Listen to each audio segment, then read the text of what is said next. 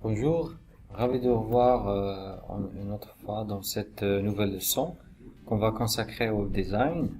Donc, cette fois, on va découvrir un outil de chez Google, donc le Google Web Designer. C'est un outil basé sur le format HTML5, à travers lequel on peut créer des ads, des publicités, en utilisant des timelines, des animations, et en profitant au maximum des possibilités de HTML5 et du CSS. Et bien évidemment, tout ce que vous allez réaliser va pouvoir être visible sur toutes les plateformes, que ce soit sur votre ordinateur, dans des tablettes ou sur des téléphones, sans que vous ayez à vous soucier du reste. Vous pouvez aussi intégrer des vidéos en 360 degrés, vous pouvez intégrer des cartes Google, etc. Donc tout ça, ça peut se faire de manière facile et aisée. C'est ce que je vais essayer de vous faire découvrir à travers cette vidéo. Sans plus tarder, on commence. Donc, je vous invite à le télécharger, à l'installer depuis cette page-là, le Web Designer. Donc, vous pouvez taper ça directement sur Google. Vous lancez votre téléchargement et vous pouvez bien sûr l'utiliser sans problème. Donc une fois que c'est lancé, vous avez le choix entre l'utilisation de galeries de modèles qu'on va vous proposer. Donc vous allez trouver que là il y a plusieurs modèles et remarquez que tous ces modèles-là ils sont responsives, que vous pouvez bien sûr appliquer et utiliser. Pour nous, ce qu'on va faire tout simplement, c'est que je vais utiliser je vais créer une bannière flottante, d'accord, que je veux qu'elle soit exécutée sur mon ordinateur, hein. Et peut-être même je peux la rendre responsive, donc sa taille ça va être de 400 sur 640 et ça va aller jusqu'à 640 sur 400, ça veut dire que vous pouvez faire la rotation de cette manière sans problème. Vous pouvez voir l'aperçu si vous souhaitez de la bannière sur un de vos navigateurs. Vous pouvez lancer l'aperçu directement une autre. Je vais mettre ici un nom. Ok, donc je lance la création de ce template. Voilà. Donc une fois que c'est fait, donc vous allez voir que l'interface de création de Google Web Designer elle ressemble à nos logiciels d'animation. C'est-à-dire ceux qui ont déjà utilisé un logiciel d'animation vont se retrouver facilement ici. Alors aussi pour les développeurs des sites web. Alors ce qu'on a ici c'est la surface du travail. Donc, vous pouvez placer le logo de votre annonce ici, le texte de description. Et en bas, vous avez les divers liens qui vont vous permettre, bien sûr, d'aller vers telle ou telle page ou telle adresse. Alors, pour commencer tout d'abord, donc je vais vous expliquer la boîte à outils qu'on a ici. Alors, pour faire une sélection simple, donc il faut tout simplement cliquer sur la petite flèche qui est ici. Ça va vous permettre de sélectionner les objets qu'on a sur la surface de notre bannière. D'accord. Alors, pour changer le logo, pour changer les images, donc tout simplement vous cliquez avec votre bouton d'envoi pour aller plus vite et aller chercher bien sûr la commande que vous souhaitez mettre ici. Alors pour ma part je vais aller vers les propriétés. Alors normalement ici vous avez tout ce qu'il faut pour la taille, la largeur, la hauteur. Alors si vous souhaitez que ça soit fait en pourcentage, il suffit de cliquer sur ici, hein. Comme ça votre bannière peut s'agrandir ou se rétrécir selon l'espace dans lequel elle est placée. D'accord. Alors si vous souhaitez par exemple insérer d'autres éléments, par exemple ici, donc il suffit d'aller vers ce bouton là, outils d'éléments, et lorsque vous y êtes, donc le premier élément qu'on peut insérer c'est bien sûr des éléments de type image ou vidéo, ou aussi des éléments personnalisés qu'on peut faire avec du HTML5.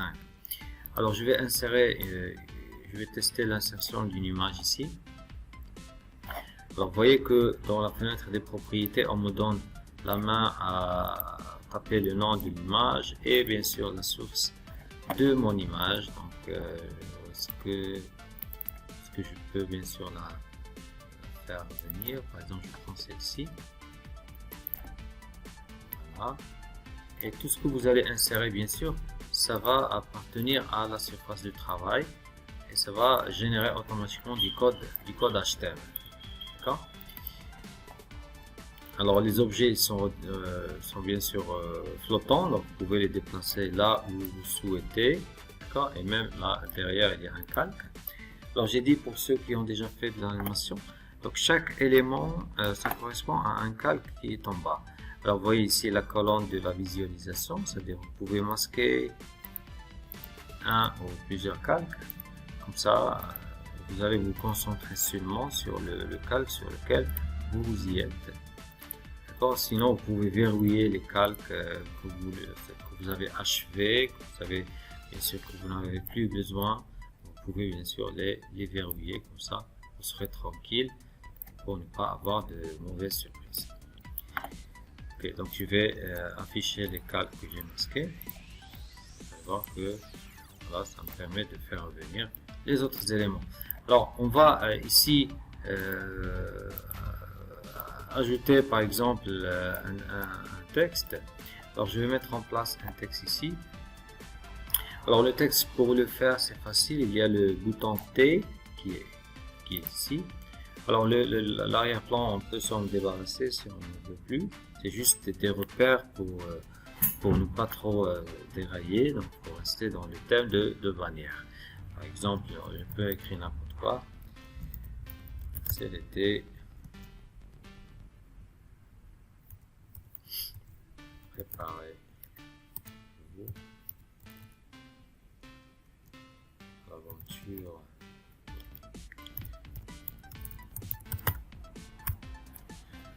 D'accord, donc n'importe quel texte pourra faire l'affaire. Alors je peux pour l'arrière-plan temps de sélection, sur éliminer ce qui n'est pas nécessaire. Alors remarquez que par exemple pour l'arrière-plan, pour les couleurs du texte et tout ça, donc on peut revenir à notre fenêtre de propriété. Par exemple pour le texte que j'ai ici, vous avez couleur et vous avez texte. Alors là vous pouvez choisir la couleur du texte que vous voulez appliquer et vous pouvez bien sûr travailler les divers autres paramètres comme la taille par exemple, la taille du texte. Vous pouvez aussi toucher si vous souhaitez les autres éléments aussi. Mais avant je vais faire un test d'exécution. Je vais enregistrer l'essai que j'ai fait maintenant. Alors pour que votre bannière puisse être publiée facilement, donc vous devez normalement l'exporter en local ou sur Google Drive ou dans d'autres emplacements pour pouvoir avoir le rendu final. Donc je vais l'exporter plutôt en local. Alors là vous devez choisir le dossier qui va contenir votre résultat. Donc là je peux le nommer comme ça, rendu. Et c'est là normalement que je dois trouver les éléments HTML qui correspondent à ce que je veux publier plus tard sur le site web.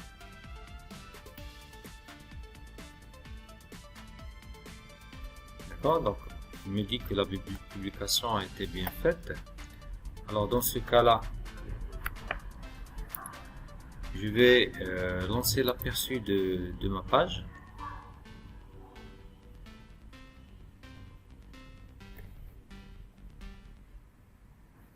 Alors là, il me donne l'aperçu de l'ordinateur. Donc sur le mobile, ça va donner ça. D'accord. Et là, vous pouvez choisir plusieurs types de mobiles pour tester leur fonctionnement. Mais la remarque ici, c'est que je vois pas le logo. C'est dû à ce que le logo il est placé dans un emplacement un peu différent. Alors, au fait, lorsque vous êtes en mode création, directement dans l'espace de travail, vous allez trouver que ici il y a le portrait que vous voyez là, l'image que vous voyez là. Il y a aussi l'image landscape, donc le mode paysage. Et il vous donne la main aussi à ajouter d'autres pages, d'autres modes si vous souhaitez, ou à dupliquer un mode. Alors si on clique sur le landscape, alors là il va vous permettre de travailler aussi sur le mode paysage, c'est-à-dire le mode qu'on a vu ici lorsque on traite l'affichage en mode ordinateur, donc c'est ce mode là. Alors là aussi vous pouvez apporter les mêmes changements, c'est-à-dire moi je vais travailler la version ordinateur avec cette technique là. Voilà, donc je clique et j'insère mon logo et mon texte bien sûr comme je souhaite qu'il s'affiche au moment de l'exécution de ma bannière.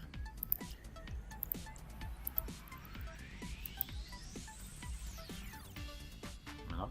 Alors vous pouvez travailler bien sûr le reste, ça veut dire ce bouton là en fait c'est le Facebook. C'est un bouton qui va bien sûr permettre d'aller directement vers une URL. Alors ceux qui ont déjà connaissance avec le CSS, le HTML, vous pouvez bien sûr ne pas travailler avec le WYSIWYG, ça veut dire what you see is what you get. Vous pouvez travailler avec la vue code que vous avez ici. Vous pouvez cliquer sur ce bouton là et ça va changer carrément l'environnement. Alors là vous allez travailler avec votre avec le code HTML et CSS. Donc vous avez là les importations, vous avez des divers styles de CSS, ils sont là, et votre document, bien sûr la partie JavaScript, vous voyez, et le code bien sûr HTML qui va venir, encore le body, machin. Vous pouvez bien sûr ajuster ça si vous souhaitez en mode code, sinon en mode conception qu'on a vu ensemble. Alors je vais enregistrer et je vais faire un test de publication et je vais lancer l'aperçu sur mon navigateur. Okay. Voilà, donc ça c'est le mode ordinateur et bien sûr le mode mobile. Si l'utilisateur ouvre votre bannière sur mobile, dans n'importe quel type de mobile, et même s'il fait la rotation, donc il aura bien sûr la bonne information qui va s'afficher.